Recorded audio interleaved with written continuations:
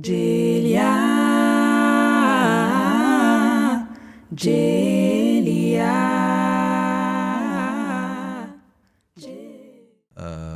Et là, ça va être à peu près le même système, c'est-à-dire qu'on a une implosion qui est aussi facilitée par par un contexte géopolitique mouvant, ou au niveau du Songhai, qui est l'un des royaumes qui était subalterne, qui existait déjà un peu depuis l'époque de l'Empire du Ghana. D'accord. On va voir arriver d'autres figures, d'autres conquérants, notamment Soni Alibert et toute la dynastie des Askia, qui vont justement recentrer le pouvoir qui était plutôt vers Niani sous l'Empire du Mali, vers Gao, Tombouctou, Djenné. Donc on Et change donc vraiment là, d'épicentre. Là, voilà, on clairement, en change termes- d'épicentre. Et le Songhai va aussi systématiser ou systémiser différemment l'ordre politique et juridique, avec l'apparition des cadis, les différentes écoles, malikites, etc. Donc là, l'avènement de Donc, l'islam est vraiment très bien ancré. Autant le glissement s'est fait entre la disparition, en tout cas la chute de l'Empire du Ghana et la naissance de l'Empire du Mali. Là, si ces notions dont on parle, donc ces titres, Cadi, c'est un juge. juge, oui, c'est D'accord. ça. C'est ça. Donc là, Au XVIe siècle. ouais. Ouais, Donc fin là, on a 16e l'impression siècle. que même la terminologie, La a un peu terminologie, changé la même. terminologie a changé. Oui. On est sur d'autres formes de culte. On voit Oui. apparaître les mausolées. On voit Oui. apparaître oui, d'autres formes d'organisation, même au niveau des écoles. On voit des changements. On voit des changements parce qu'effectivement, il y a une nouvelle dynastie qui arrive et qui va faire vraiment de l'islam un élément structurant sur le plan politique, économique, Spirituel. social, spirituel et juridique. C'était le cas durant l'Empire du Mali. Est-ce que qu'est-ce que Sundiata avait fait de l'islam par rapport à l'Empire du Mali? Quelle était sa vision? L'islam était présent, mais il n'était pas, je C'était dirais, pas aussi fort que ça l'était après. hégémonique ou dominant. Il D'accord. faisait partie, on va dire, du paysage. D'accord. En sachant qu'on a, comme je disais tout à l'heure, des groupes, les Moussi, les Dogons notamment, qui ont toujours un peu gardé leur spécificité, leur identité. Mais dans le cas de Sundiata, oui, il y avait déjà cette présence-là, mais je dirais moins visible, quoi. On va dire que le pèlerinage de Mansa Moussa montre l'importance des liens économiques et commerciaux entre l'Empire du Mali et le monde musulman.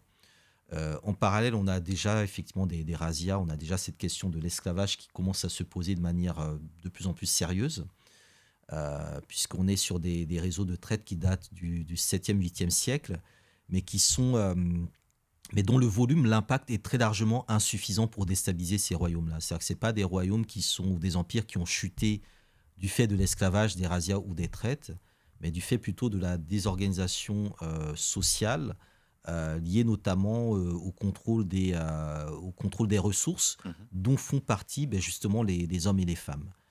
Après arrivent aussi d'autres éléments qui vont jouer un rôle, c'est-à-dire que l'arrivée notamment du cheval, qui est autre chose que le dromadaire et qui peut permettre de remporter des batailles militaires, joue également un rôle.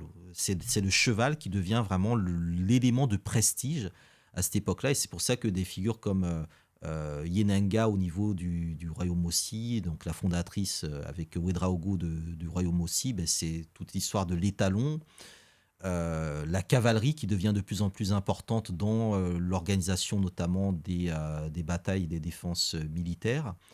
Et ça, c'est quelque chose qui vient du nord. Pareil au niveau du royaume Haoussa, le Kanem-Bornou, donc là vers le Tchad, le Nigeria, etc. L'arrivée de la cavalerie, donc du cheval, va changer beaucoup de choses parce qu'on est sur de grandes étendues désertiques, semi-désertiques, sahéliennes, où lorsqu'on a les chevaux, on a vraiment un avantage stratégique.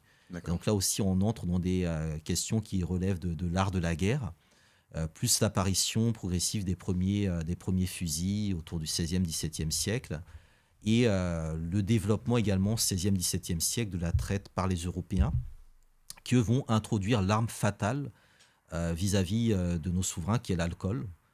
Puisque l'alcool, évidemment, ce n'est pas les Arabes ou les musulmans qui l'ont introduit, mais ce sont les Occidentaux, les Européens, qui vont commencer à introduire la question de comment faire de l'alcool et d'autres outils, des moyens, je dirais, d'affaiblissement de la vigilance ou du contrôle social, quoi. D'accord. Donc encore une fois, donc une influence. Donc là, on arrive peu à peu à notre empire Sonrail, dont on a parlé, qui a été très très influencé, notamment par l'islam. Et donc, avec l'arrivée de l'empire Sonrail, quels sont les grands leaders qui émergent?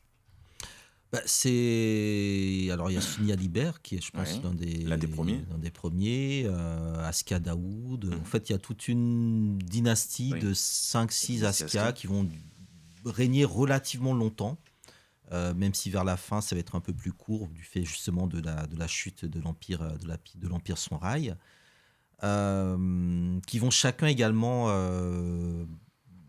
bâtir leur capitale ou leurs espaces, je dirais, de pouvoir. Donc là aussi, c'est assez intéressant de voir la circulation du pouvoir, la manière dont l'urbanisme également se modifie. Voilà, je pense qu'il y a toute une histoire monumentale, hein, du pouvoir africain depuis les pyramides jusqu'à nos jours, qui doit nous interroger sur la signification de l'architecture et de ce qu'on met justement dans la pierre, dans le bâti. Qu'est-ce que cela signifie en termes justement de référence. Si on part par exemple de l'Empire du Ghana, le souverain avait un château qui était entouré effectivement de huttes. Et en face de ce château, on avait une forêt sacrée. Euh, et plus on avance, en fait, plus on arrive dans une urbanisation également du pouvoir. Et là aussi, c'est quelque chose qui est assez intéressant, la manière dont on se coupe finalement de la nature, de l'espace sacré, qui peut traduire également une évolution des références spirituelles, qui peut traduire également un déclin de l'animisme, puisqu'on rentre dans des sociétés qui sont de plus en plus islamisées, et en même temps, je dirais, une militarisation de ces pouvoirs-là, puisqu'on est dans un islam de conquête, et qu'après l'Empire Sonrail, on va rentrer au 18e, 19e siècle, dans ce qu'on va appeler la période des djihad, 17e, 18e, 19e siècle, avec les Almoris, les différents souverains qui vont combattre dans tous ces royaumes du Wassoulou, les Toucouleurs, etc., qui vont mettre la question effectivement de l'islam au centre, dans le contexte de théocratie, c'est-à-dire que là, on a aussi un rapprochement du pouvoir politique et du pouvoir spirituel qui est de plus en plus important, aussi bien au niveau de l'Empire Sonrail qu'au niveau des empires ou des royaumes périphériques. On le voit aussi pour le Kanem-Bornou, ou les califats qui apparaissent, Sokoto, etc. Donc la question effectivement de la nature même du pouvoir politique, de son lien avec les références spirituelles se précise. Et le Sonrail avec les Askia va être comment dire, une marche dans cette direction-là, pour aller vers les empires, royaumes du 18e, 19e siècle, marqués effectivement par tout ce qu'on appelle les guerres saintes, les djihad, qui ont lieu à ce moment-là, quoi. Dans l'Empire Sonrail, les économies dont on a parlé et les préceptes tels que comment dirais-je, le lien avec le matriarcat, est-ce que les économies restent les mêmes? Est-ce qu'on est sur d'autres denrées? Parce qu'en fait, là, rappelez-nous le siècle dans lequel on se trouve lorsque l'Empire Sonrail, on va appeler également Songhai, évolue. Dans quelle tranche de l'histoire nous sommes là? Alors, fin 16e, En ça sera termes de les grande. années 1500, autour des années 1500, 1550, deuxième moitié, on Donc, va c'est dire, donc du 16e siècle. 16e siècle, Oui. jusqu'à à peu près au début du 18e, donc 1700, au début de ces années-là. En fait, on est dans une période de déliquescence, Ouais. on est dans une période de reconfiguration de beaucoup de choses, parce que autant sous l'Empire du Ghana, il y avait une possibilité d'hégémonie, parce qu'on va dire que l'espace n'était pas très contesté et occupé. D'accord. Mais à partir vraiment du 17e, 18e siècle, avec en plus l'arrivée des Européens, ça devient très compliqué de constituer des empires vastes qui tiennent la route, qui tiennent le coup. Parce qu'il y a toujours apparaît vraiment le concept de la colonisation, c'est-à-dire diviser pour mieux régner. Or, l'empire, c'est une agrégation de différents peuples, de différents royaumes, etc. Et donc, quand vous avez sur ça de la colonisation qui se superpose, c'est très compliqué de maintenir en fait une cohésion. Donc les empires Et ce qui fédèrent. permet la cohésion, c'est l'islam, c'est-à-dire ce pouvoir politico-spirituel. c'est l'économie, donc la question notamment de la fiscalité qui se développe beaucoup justement sous l'Empire Songhai, qui existait déjà un peu sous l'Empire du Mali, avec vraiment une administration très organisée sur la collecte de l'impôt. Euh, donc on va vers des États qui sont vraiment fondés sur comment dire, la religion, l'économie, le commerce, vers des formes de théocratie, mais qui en même temps, du point de vue des identités des populations, ne collent pas, puisqu'on a des peuples qui ne sont pas arabes, qui vont être islamisés, mais qui ne sont pas arabes, et qui, du coup, gardent leur identité, Oui. Gardent également leur métabolisme, c'est-à-dire leur manière de lire le monde, de fonctionner, de vivre en société, Leur paradigme. leur Leur paradigme, mode de fonctionnement. les questions de lignage qui continuent, de famille, etc. Ce qu'on va appeler plus tard les parentés à plaisanterie, où un tel est l'esclave Le d'un tel, le cousinage. cousinage à plaisanterie également. Et tout ça donne en fait un ensemble qui, dans un contexte, encore une fois, d'agression esclavagiste de part et d'autre, ne peut perdurer réellement, quoi. Donc là aussi, l'Empire Songhai va se déliter autour de la fin du début 18e, fin 17e, dans ces eaux-là, va se déliter. Et en parallèle, on voit apparaître d'autres royaumes plus petits, des royaumes forestiers au niveau de la Guinée actuelle, au niveau de tous ces espaces-là, dans lesquels d'autres types d'économies, non plus fondées, je dirais, sur l'or, vont se développer, mais beaucoup plus sur, par exemple, le riz.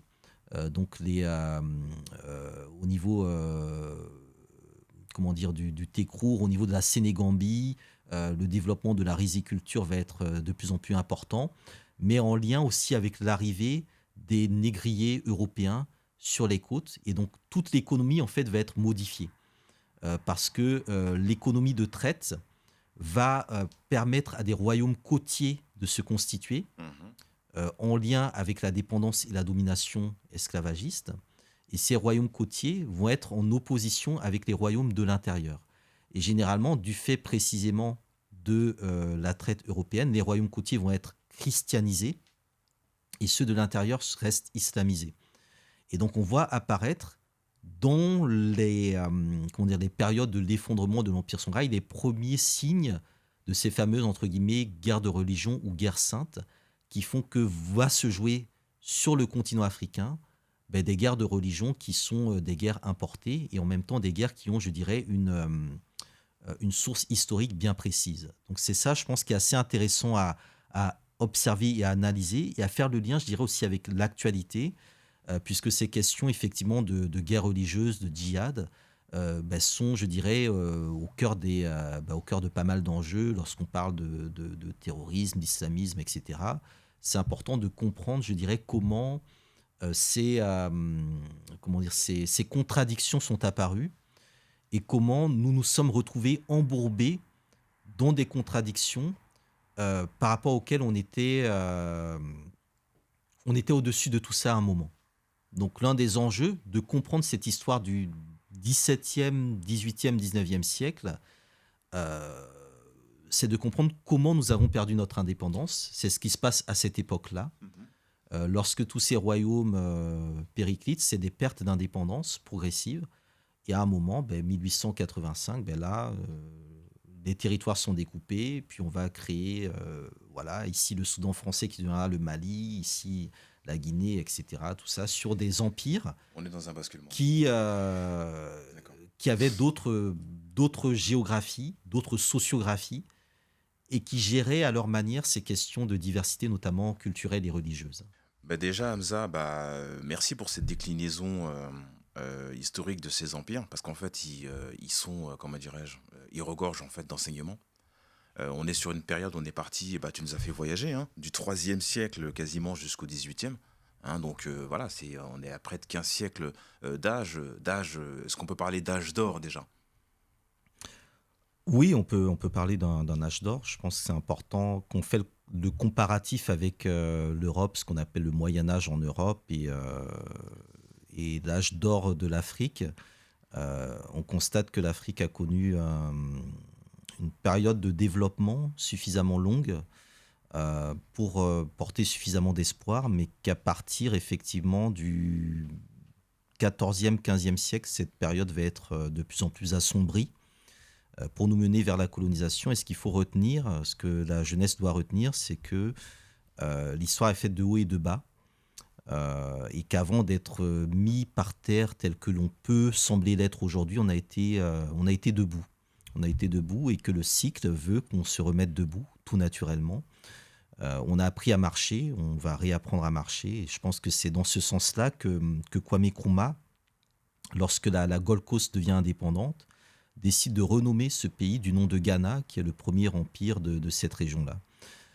C'est quelque chose, je pense, qui est très important parce que ça montre qu'on remet en marche l'histoire et qu'en remettant en marche l'histoire, eh bien, on est capable de ne pas subir son passé. Et je pense que c'est quelque chose de très important.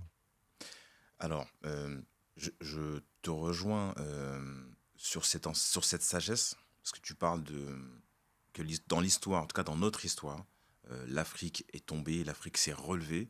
Mais savoir se relever, est-ce que ce n'est pas déjà savoir tirer les enseignements de la chute et de l'émergence de ces différents empires? Si on devait, en quelques lignes, quelques mots, reprendre, comment dirais-je, les similarités dans les chutes et justement les similarités dans l'ascension de ces empires.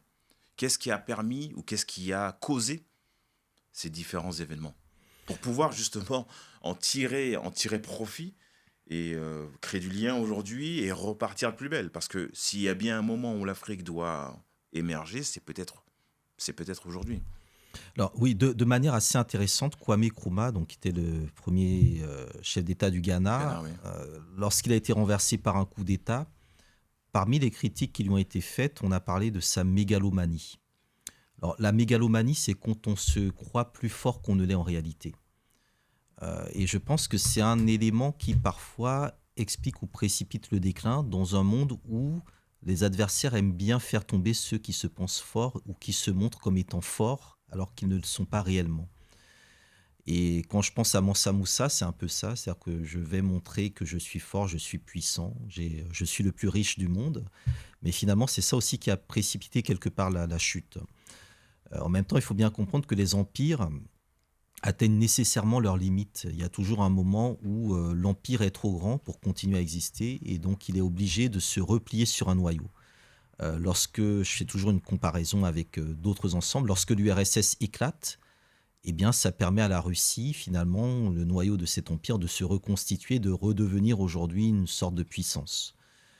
Donc, ce qu'il faut regarder, c'est toujours quel est le noyau originel.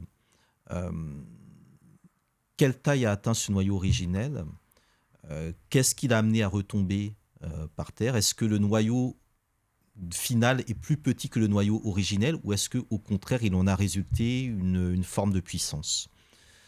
Et c'est à partir de ce comparatif qu'on peut aborder cette question de la mégalomanie, c'est-à-dire que dans ce rapport-là, il y a toujours l'idée que, voilà, c'est vendre la peau de la bête avant de l'avoir tuée. Or, on sait qu'on est dans des sociétés, dans un monde qui est de plus en plus compétitif, qui est de plus en plus prédateur.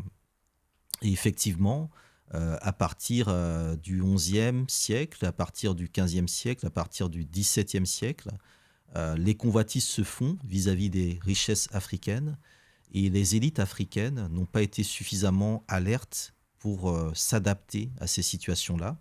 Donc l'un des éléments aussi qui est évoqué, c'est l'absence de réajustement de la force militaire pour penser des forces de défense vis-à-vis des agressions venues de l'extérieur. Donc la question militaire, elle est au centre du jeu.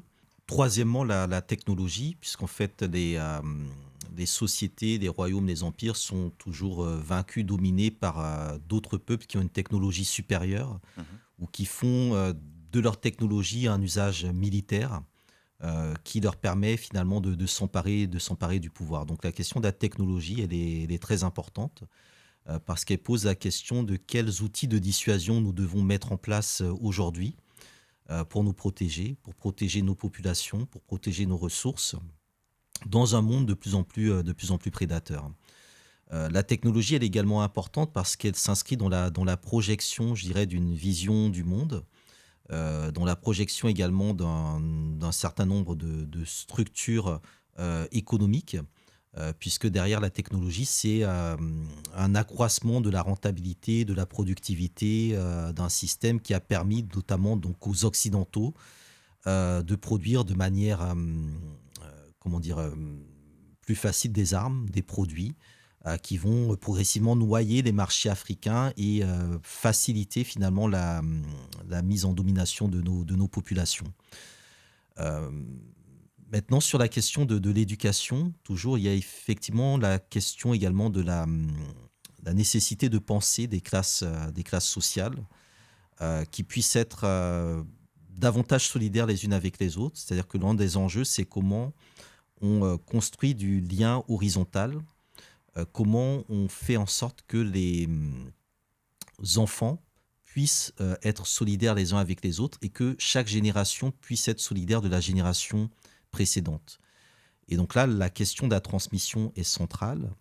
Voilà, sans transmission, il n'y a pas d'histoire. C'est très important à souligner. Sans transmission, il n'y a pas d'histoire. Et sans histoire, il n'y a pas de projet. Sans histoire, on ne s'élève pas, on ne se relève pas.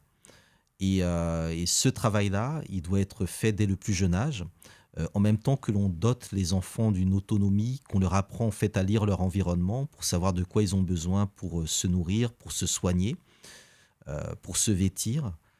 Eh bien, on doit leur apporter, je dirais, un certain nombre de modèles, un certain nombre de références vers lesquelles ou à partir desquelles ils puissent se construire. Et c'est là que le travail des parents est essentiel parce que, bon, déjà, les parents, ce sont soit des modèles ou des référents. Et donc, eux-mêmes doivent savoir précisément dans quelle vision, dans quelle recherche, dans quelle quête ils veulent s'inscrire et qu'est-ce qu'eux-mêmes veulent transmettre. Donc, on a besoin d'avoir vraiment ce maillage générationnel. Et c'est en ça que l'histoire des grands empires est intéressante parce que c'est des histoires qui s'écoulent sur plusieurs siècles, qui se passent à travers des lignées familiales et qui mettent au défi justement la question de la durée, la question de la permanence, la question du progrès social. Et c'est pour ça que cette histoire-là, je pense qu'elle est très importante à mettre au cœur des familles. Dans les familles africaines, les familles ouest-africaines, il devrait y avoir un temps vraiment dédié au partage de cette histoire-là. Je pense que c'est quelque chose qui peut renforcer l'idée de faire famille, non pas dans le sens juste biologique du terme, mais vraiment dans le sens plus général, et qui peut aussi doter les enfants d'une forme de sécurité, de savoir d'où ils viennent, de savoir qui ils sont, et de savoir qu'est-ce qui leur est permis de réaliser naturellement, et quels sont les défis qui doivent les amener à se dépasser en tant que personnes telles qu'elles sont. C'est-à-dire, quelle est notre zone de confort? C'est notre histoire. Donc, si on a notre histoire, on a notre zone de confort. Et maintenant qu'on a cette zone de confort, vers quoi doit-on se projeter pour participer à quelque chose de plus dynamique qui nous amène effectivement à être en amitié ou en compétition avec des Américains, des Chinois, des Indiens, etc. Et ça, c'est l'histoire qui nous permet, je dirais, d'avoir cette sécurité-là. Je te rejoins. Pour pouvoir apporter la contribution au monde dont tu parles là, évidemment, c'est pour ça qu'on est là, c'est revenir dans le temps. Tu nous as fait voyager, je l'ai déjà dit. En Afrique, pour pouvoir élever un enfant, il faut tout un village. Et si la diaspora, en tant que telle, si on parle de diaspora, c'est qu'elle est à l'extérieur du continent, elle s'inscrit dans des paradigmes qui ne sont pas forcément les leurs. Et donc, fatalement, pour pouvoir apporter à son enfant ce dont il a besoin pour évoluer en tant qu'afro-descendant, c'est déjà une lourde tâche. Mais ça l'est encore plus quand l'histoire de l'Afrique, elle est éparse. Elle est construite à partir de traditions orales, certes, mais également de traditions écrites pour des personnes qui ne sont pas des autochtones des continents, sont des explorateurs qui viennent avec leur propre paradigme et qui ont observé des individus évoluer dans leur monde. Donc ça veut dire que la tâche elle est complexe, mais c'est pour ça qu'on est là, c'est tout le fondement, la genèse de cette émission et de ce projet, c'est reconstruire, parce que notre Afrique n'est pas un livre qu'on lit de manière linéaire, c'est un livre, c'est une histoire qui a vécu. Donc nous restons forts dans ce projet et je dirais simplement que le combat continue. Absolument.